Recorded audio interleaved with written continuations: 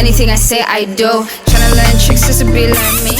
Copy my head just to be like me. Fucking on my ex just to be like me. Gonna go broke just to be like me. Hello and welcome to Intro with T. I'm T and this is your one-stop shop for all creativity in Manchester and beyond. And today I'm here with an extremely special guest. Disclaimer, we are actually friends with each other, so this interview might be a bit crazy, but I am here with the one, the only, Miss Sarah Bleux. Hello, hi. So the first question, who is Sarah Bleux? You tell us who is Sarah Bleux. It's just a blue head girl, I'm not gonna lie to you. Well, I am a rapper, singer, and then I have like a bunch of other side quests that I do. But like, yeah, I'd say I'm a rapper, singer. I'm Eritrean. Shout out to Eritrea, tiny country but big people in it. Yeah, I think that's it. You're everything. I'm everything. Okay. Shout out to Doji. I'm everything. So why the blue? That's the biggest question I have. Sarah Bleux, always in blue. Oh, why yeah, blue? blue? What does it represent to you? Blue, it's like serene. Yeah. Like that's the best way I can like describe blue, especially like the shade of blue that like I constantly wear. It's like, you know, like deep sea blue, like royal blue. I don't know why I'm obsessed with that color. Plus, like if you look into like color psychology, blue represents like trust and like people will want to gravitate more towards you because you're more trusting and calm. So I think that like subconsciously gets people more calm around me. And it like draws people into me. Plus I want to stand out in it. It's a really good, like, we were literally just having this conversation. It's really good at identifying you, and like your brand is so, obviously your name is Sarah Bleux, but you're always in blue, your hair's always blue, so it's like before anything I'm like, I can see you in the crowd and I'm like, oh my gosh, that's Sarah, I can see her hair. So it's really, really good. Okay, so you didn't mention it before, but you are a radio presenter as well. Yeah, you kept that one quiet. No, like I said, like I have side quests. It's so funny how I got the job because I went to the radio station to get my song played. Oh my god. And then they listened to the song and they're like, yeah, this is definitely going on the radio, but would you also like to present? And I was like, yeah.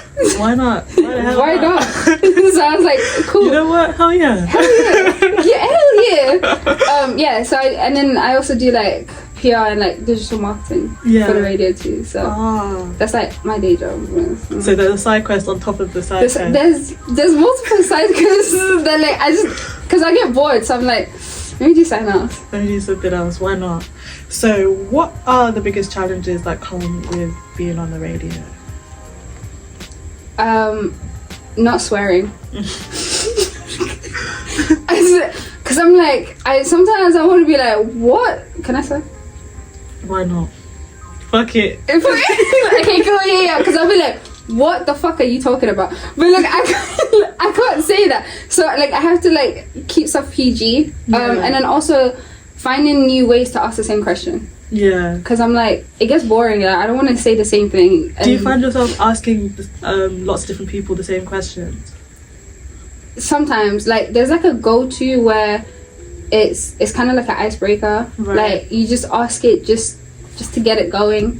And then I venture off and then I ask like my own questions. But like, yeah. But I like catching people off guard. Like I don't want to ask the same questions that everyone else asks you, because then it just gets boring because you've had it like several times before.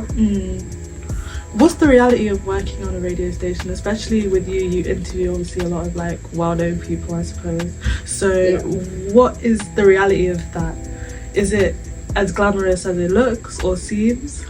For me personally, I can't speak for anyone else, but I'm having the time of my life.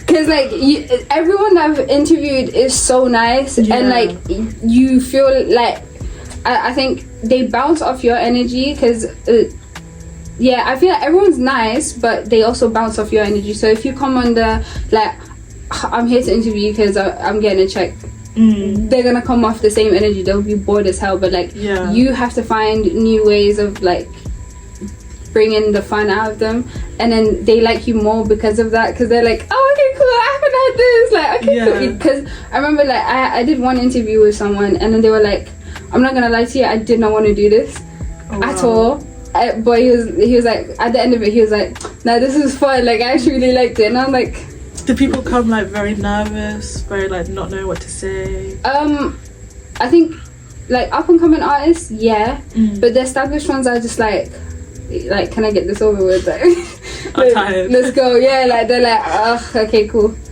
But yeah, I would say up and coming artists are more nervous because like, what do I say? Or like they'll end up swearing on air, and I have to like playfully tell them off. But like I don't care, but like I care because the radio. It is on the radio. It is the radio. It's on air. So yeah, so I have to be like, sorry. But I wouldn't say the established artists are as nervous because it's like routine for them. Okay. So can you name and shame your worst interviewee? I actually don't care to do this. I'm just trying to think of who is the worst.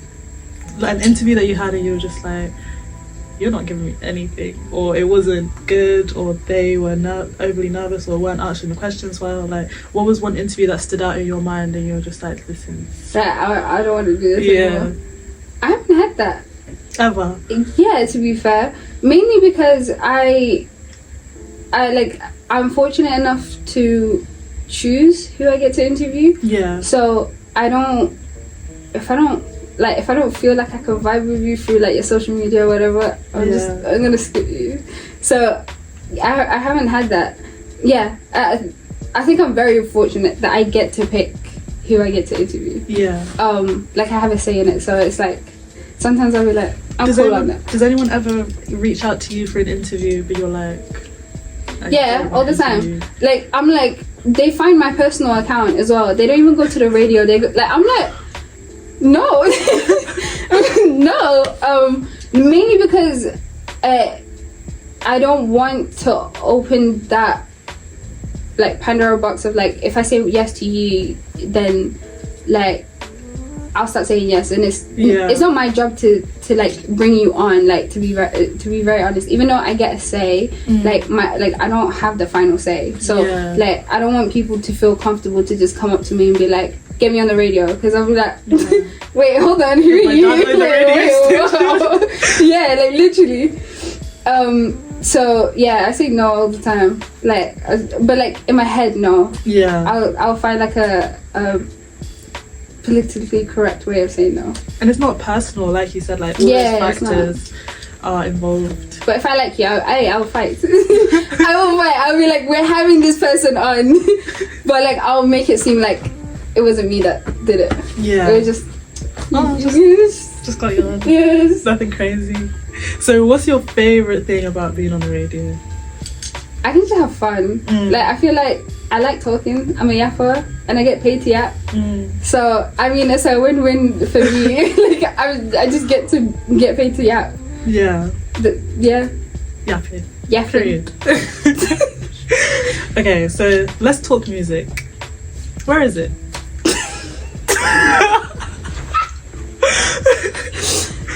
I can't, like, all of it's on my hard drive. Where is the music for the people who want to listen to you, your fans, your supporters? SoundCloud, and then there's like one song on Spotify. No, okay, wait, hear me out. I got sidetracked by my side quests. The side quest on top of the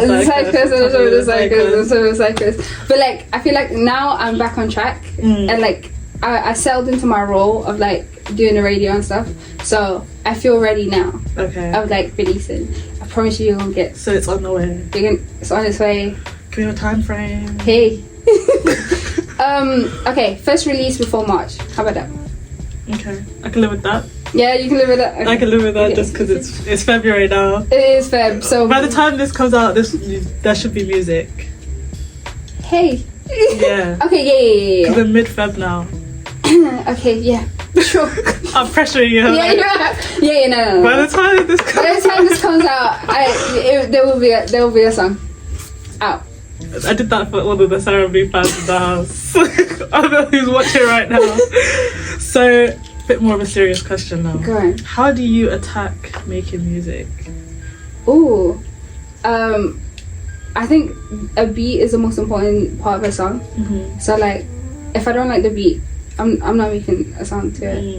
So I always go with the notion of beat first. If I like the beat and how the beat makes me feel. Yeah. So like I heavily lean onto like emotions, because I want a song to make you feel a way. So even if you don't understand the lyrics or whatever, like you can sit with it and you can just like listen to it. And I want my voice to blend in as like another instrument on the beat, not just the beat is here, my voice is here, and they're parallel lines, like they don't have like no correlation to each other. And like I have so much respect for beat makers and producers.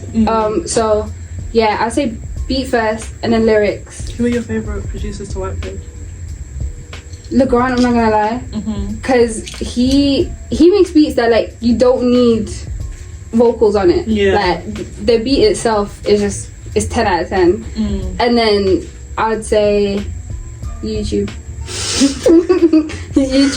Like I find really good producers on YouTube, and I feel like people sleep on YouTube because you see like it goes from amateur to well-established producers that still release on YouTube, and it's just about like finding it. And I kind of like the fact that I feel like I'm going on a hunt to find a beat that suits me.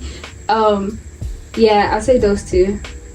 I know there's like more producers, but I don't know, because when it comes to rap, whenever producers send me beats, they send me like melodic singy beats, and I'm like, leave me alone, like be for real. like really be for real, because they're like, oh, like she's like, oh, she's not like, they save their good beats for bigger artists, and it's like, but why is that? I can't lie, I don't understand it on a level, but at the same time it's like, I think with that you're shutting down a lot of people's potential.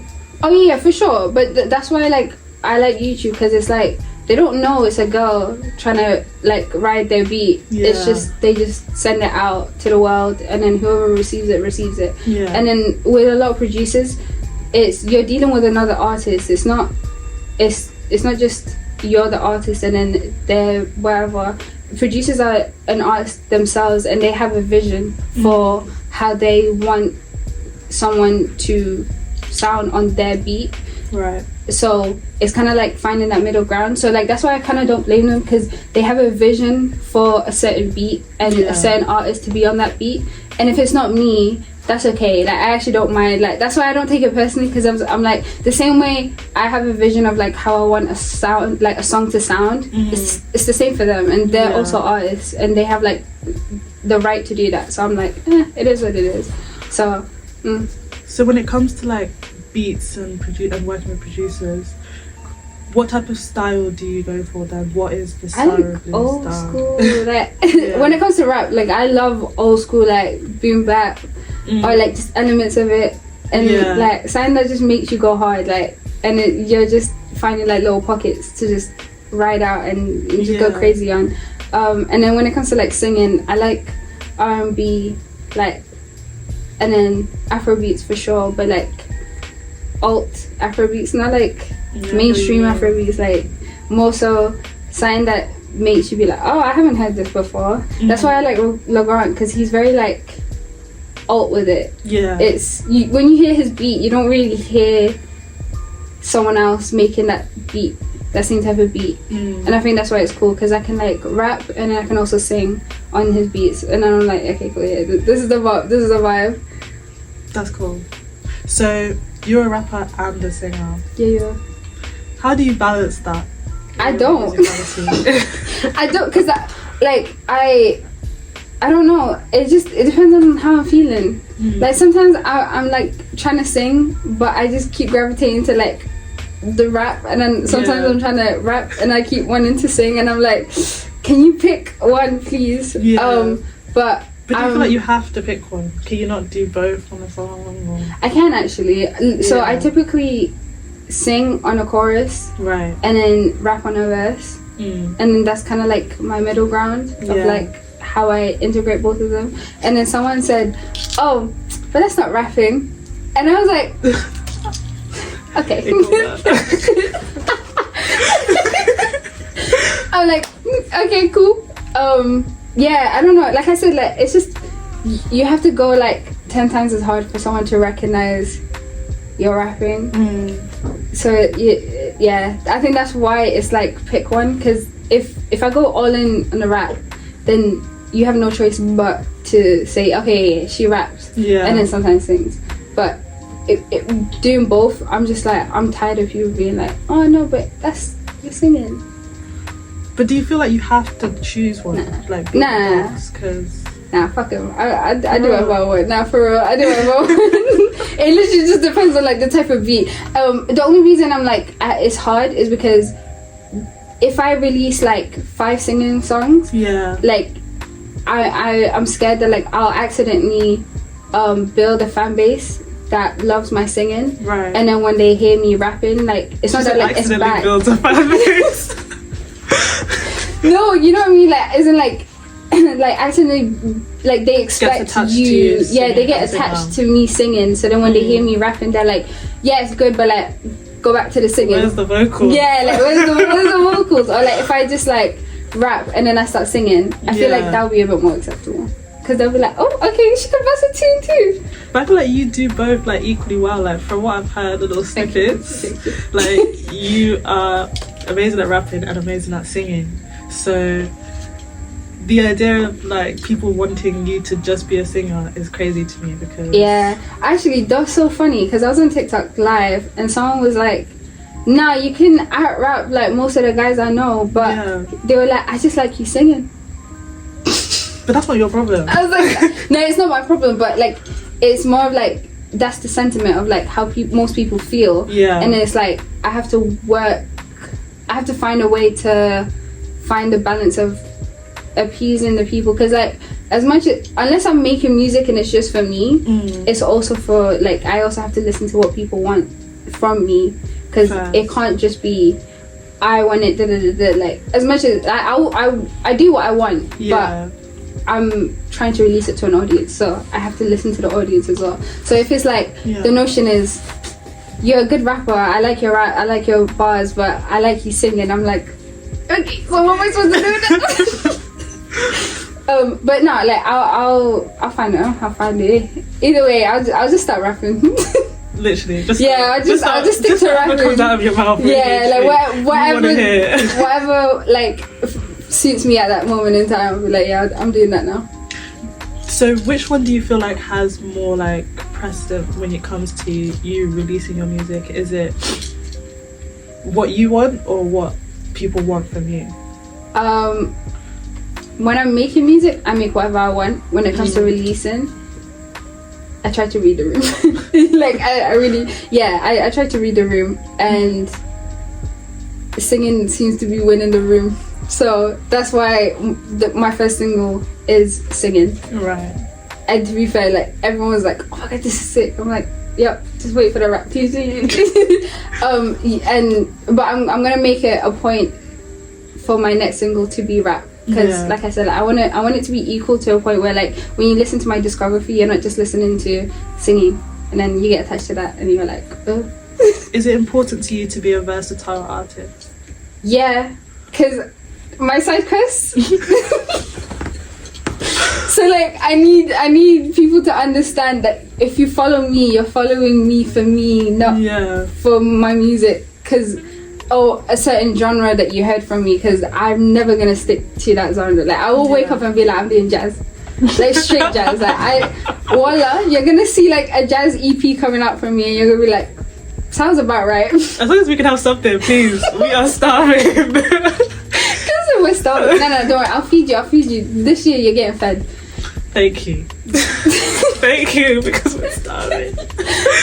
So you mentioned as well, like you're a big personality. Yeah. You're definitely an extrovert, definitely very recognizable by the hair. So do you feel as though many people feel like they know who Sarah Bleux is before they even meet you, or when they get to know you a little bit, maybe how do you deal with other people's perception of you? So I used to care. Now I don't. And like people do think they know me. Yeah. And I'm okay with that. And they know me based off what I want you to know me for or as. Yeah. Because you don't know me for real. Like but like you know who Sarah Bleux is. Yeah. And I'm okay with that. And I'm okay with you not liking me. I think because like I was an immigrant kid and like coming here and then like you try so hard to fit in, and I think I did that and I like lost me because when I was younger, like back home, I was I was like 10 times worse than like, wherever you know me as right now is tamed as what I was when I was younger. And then I think like coming here and then just like, and I don't even mean like the like just trying to fit in as a black British with like other black Brits kids, because like there's a difference between being an immigrant kid and then being black, being born and growing up here. So it was like trying to fit into that world, kind of like I had to like not dumb down, but like dim my light a little bit just so that I can assimilate, and then I can be like, okay, cool, like I'm a part of you. But like now that like we both erased high school for a reason. Literally. But like like I came out of it and I was like, oh, you can really be whoever you want to be. Like, okay, yeah, the blue hair's coming out for real. So the blue hair started when you came out of high school then? It like I'll say uni. Like I started like coming out of my shell more. Yeah. When I like removed myself from the norm. Yeah. If that makes sense, like, because growing up, like, there's like a routine. There's a certain like, especially like with the fact that we have to wear school uniforms. Yeah. Like even if just based off that, like you get used to just fitting in.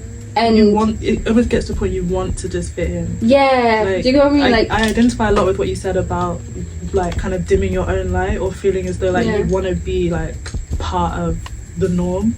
Yeah. Because it seems like when it's in front of you and it's like, okay, this is normal, and you feel like in yourself you don't feel like that, but you see how everyone else fits into that, it's kind of like, okay, like what is it with me then? So it makes you think to yourself like, okay, I need to get into that. But it's crazy because as you get older you realize like those things that I didn't understand about myself or accept about myself are the things that make me shine so bright now. Literally. So it's like, it's beautiful that you've been able to come into your shell and become out of your shell and become like the person who we know as Sarah Bleux, because it shines so bright. No, you don't know me yet. Trust me, just trust me. Money will change me. Like you heard it now.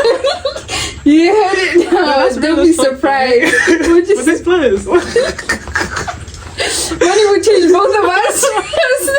She's trying to be quiet. She's trying to hide it. Like she's like, no, I'm not gonna cut it out. But no, trust. When we're on our yachts, you'll really know who we are. It's gonna be very different. There's gonna be a lot of signs. A lot. I wouldn't say it, but there'll be signs.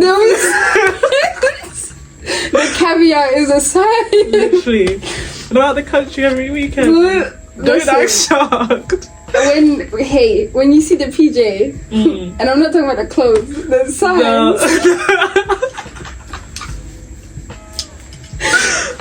Oh my god. Okay. Serious question now. Okay, good. What's your opinions on Manchester's creative scene? Fuck it. Fuck all Elaborate. of it. Everyone's cliquey. And there's no room to grow as like an individual. Like it goes back to like the whole high school. It feels like you didn't leave high school, and I think that's why like you see me as like, I don't know, I like to keep to myself, and like I like Daily's house for a reason, and like because it feels like a community. Shout out Daily's. And because like that's literally how me and you met, and like it feels more homey than anywhere else in Manny. And even Daily's house feels like it's a bubble, like in a good way, but outside of it, like trying to reach out is so hard, like and then people feel like there's only like limited space, so like let me fight you for it.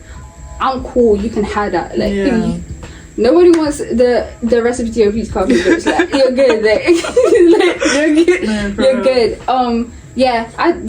I love individuals. There's so many amazing talent in Manny, and I think Manny deserves more credit than it has, instead of like, especially 100%. In the creative scene, especially for people like you and like what you're doing. Like, I love it genuinely. Like, I got so gassed when you started this, and like I said, like there's like small pockets of like amazing people, but like as a whole, fuck it. Yeah, that's. And you know what it is, like with the Manchester creative scene and like Intro with T, it came from a place of, I'm not from Manchester. A lot of the creatives I know are not from Manchester. Daily's house, not originally from Manchester. Literally. So it's like trying to break into the creative scene of an already established place, you know, where everyone knows each other. Like you said, people are willing to fight for your spot. Never like connections between people are established. So like between, like, you might go somewhere and like this person knows that person from, they went to school together and this and that. So it's like they have established relationships. So trying to get into that when you're not from that place is difficult. So like I get what you mean about like there's so many amazing individuals and there's so much talent in Manchester. It deserves a platform. And I feel like if Manny worked together, I'm talking about the creatives and Manny worked together, it would be way bigger than it is. And if you notice, London is like the creative capital of the UK, but a lot of people are like from the north. Like if a lot of them move from Manchester to London because they're London is also bad vibes, and they're very closed off, but you have way more opportunity because it's way bigger. So even if like one person closes the door on you, you can go to the next person and you can find your own way and you can find your own community. But like here, it's just like, I don't know, I don't like it. I don't like the vibes. I want to make it more friendly. It deserves to be more friendly, and people from the north are supposed to be a lot friendlier. So you would think it would be like that, but I get what you mean about that feeling of like you really have to fight for yours. Everyone around me, like, I know they're fighting for theirs, and that's why every single person who's been on here, who will be on here, is because they fight for, like, what they do is so unique and they work hard, they fight hard for it. So it's a beautiful thing. There's so much going on in Manchester. Beautiful, but it's just a shame. Like I said, it's just so long. I don't know, it kind of like demotivates you because you're just like, why am I doing this for you? Like, you even rate me, like, and it's like, even, but they do rate you though. That's the thing. Like, I think what it is that people will see what you're doing, rate it, but still be like, that's what I mean. Like, I'm gonna keep you at arm's length because I don't want you to be in the same space that I am, because it's like a threatening thing. But it's like, let's all work together. Nah, it's all about collaboration, like, let's work. Community.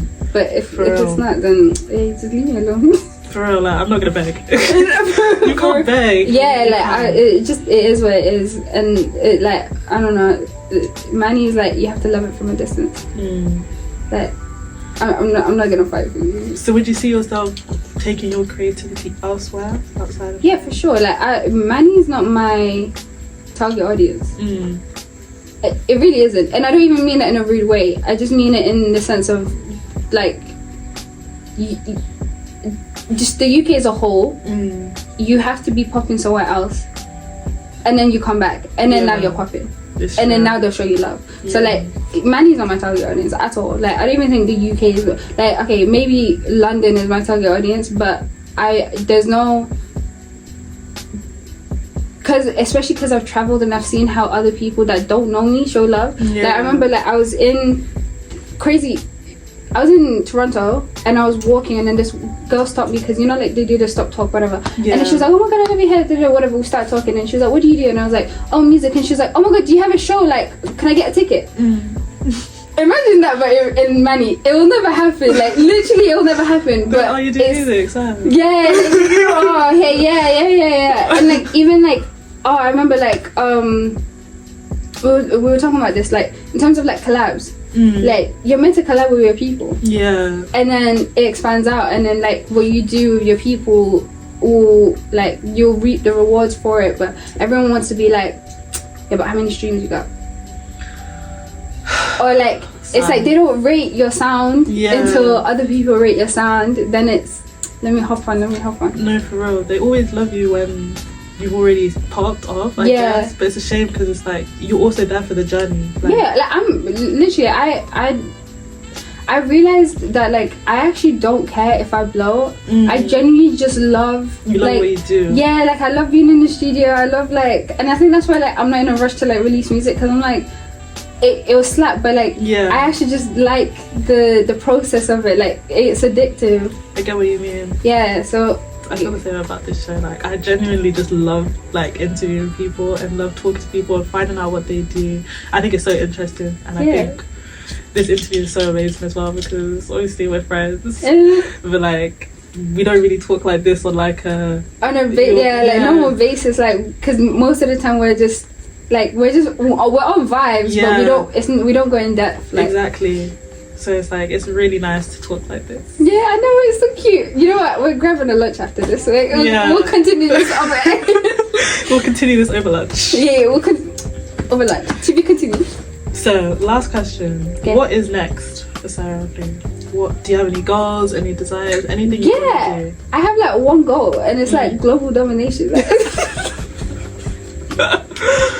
well, like that's literally my, like, I you know how like Nicki took over the world? That's my only goal. Like, if I see like little girls wear a blue wig for Halloween, I made it. I made it. That's gonna be the sign. Yeah, that's the sign. Like, you made it, because like like I don't know. I don't try to like track my progress or success in the like normal way that people do it. I try to I always want to learn, like, and I think that's why I have so many cycles, because like I want to always learn. I want to know something new. Like, I always have the fun fact ready to go for you. Love a fun fact. Love a fun fact. Do I have one? Yeah. Hey. I'm trying to think now. Okay, cool. Did you know that half of the world's French-speaking population is actually African? That's actually so interesting. Yep. And that makes sense, and that's so interesting. And 23% of the UK either know or understand French. Wow. That is a fun fact. Fun fact for your I got like way more. It was just, that was the first one to pop up in my head. I'm not gonna lie. Yeah. And what's next? I want to get into music. Like, this year is gonna be full of music, and I want to do I want to take DJing seriously. Like, not to make money from it, but I just love like bringing two sounds together that you wouldn't think could go together.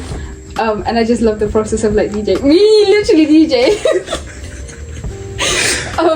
Like DJing. We might as well. We need to do a back to back at some point. Can we please do a back to back? Like, we'll just post it randomly on your YouTube and we just pop out a show. We just popped out. We just like, what can we say? Shit. Oh my! You know what? Can we be like a DJ duo? Oh my days, yeah. Oh my days, like TXT or something like that. Yeah, TXT sounds so freaking cool. That'd be cool. No, that would actually be cool. And then we just go back to back on transitions. Fuck it, why not? And then one of us is like dancing, whilst the other one's DJing, and then we just swap roles. No, for real. I see it happening. Okay, that's can we get a confirmation? One of my goals too. Let me try and attempt to be a better DJ this year. I'm shit too. Don't worry. But like, we can distract them with like free shots. We'll just bring a bottle to this. We'll just distract them with our vibes. Really. Yeah, we'll just be dancing. Like, they'll get distracted by the vibes. It's okay. Like, we'll let the song end and we'll just play the next song. But that's my problem. I know, like, as a DJ, I'd be getting too into the music. I'd forget about the DJing. That's I know what you mean. Yeah, no, it's okay. I'll nudge you. I'll be like, let's go. The song will be ending and then you'll be transitioning like the 20 seconds left. That was on purpose. That was on purpose. No, to be fair, sometimes let the song ride. Like, let the song play. You know what I mean? I don't want to hear 30 seconds. I want to hear the whole song. There's certain songs that I just have to hear like from start to finish, and I don't care. Sorry. So it's happening. So it's confirmed. By the time this interview comes out, if I have an assignment, she has an assignment. We'll be introducing our DJ duo. Yeah. Yeah. So you Who wants to book us? know what? Hell yeah. Our first show is.